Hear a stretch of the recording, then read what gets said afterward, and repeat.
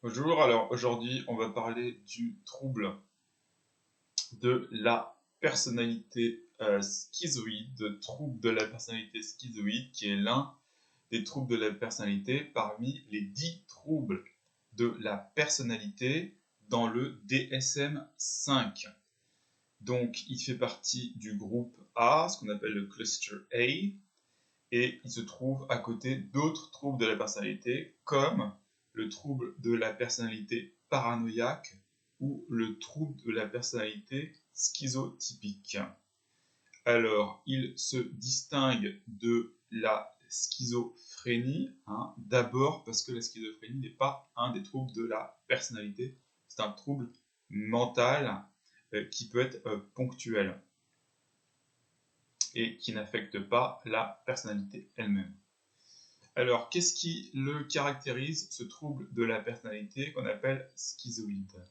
Alors, il est caractérisé par le détachement tout d'abord, par un champ émotionnel réduit.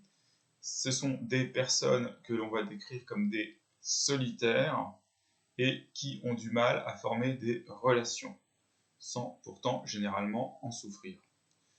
Alors, ce sont des gens qui, au niveau professionnel, vont choisir des métiers plutôt solitaires avec peu d'interaction sociale parce qu'ils n'ont pas besoin d'interaction sociale, ils n'en souffrent pas vraiment et ils n'ont que peu de relations amicales ou sentimentales, voire pas du tout. Ils peuvent avoir des relations avec la famille, mais même cela peut être absent. Souvent, ils ne sont pas mariés et ils vivent seuls. Ils sont peu intéressés par le plaisir, donc c'est-à-dire c'est une forme d'introversion, puisque l'introversion ce n'est pas que social, c'est aussi l'enthousiasme, et notamment ils ont peu d'intérêt pour le plaisir dans les relations sexuelles, ce qui vient aussi du fait qu'ils ont peu d'intérêt pour être en relation avec les autres.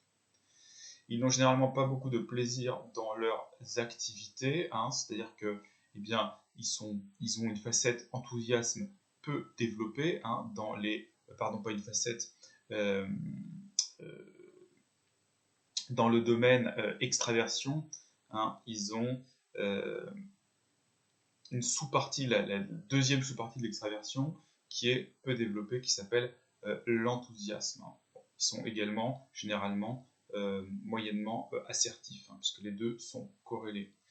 Ils sont indifférents généralement à la louange et à la critique, ce qui va de pair avec le champ émotionnel réduit.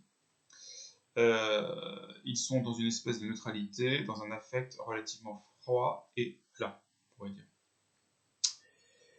Alors, ce qui est un peu particulier par rapport à d'autres troubles de la personnalité et à des troubles de la santé mentale en général, c'est qu'ils n'ont pas un sentiment de détresse. Et ils ne sont pas non plus tellement dysfonctionnels, c'est-à-dire que non seulement ils ne ressentent pas de manque, donc généralement ils ne vont pas demander un traitement, mais ils fonctionnent relativement bien avec autrui et relativement bien dans leur travail, même si c'est un travail solitaire. Donc, quand ils cherchent un traitement, bon, c'est ces personnes qui représentent à peu près 3% de la population, eh bien, c'est parce qu'ils se rendent compte qu'ils ont des compétences sociales réduites, ils ont des compétences d'interaction réduites, de communication réduites, et donc ils veulent s'améliorer dans ces domaines. Voilà donc pour le trouble de la personnalité schizoïde, à ne pas confondre avec la schizophrénie.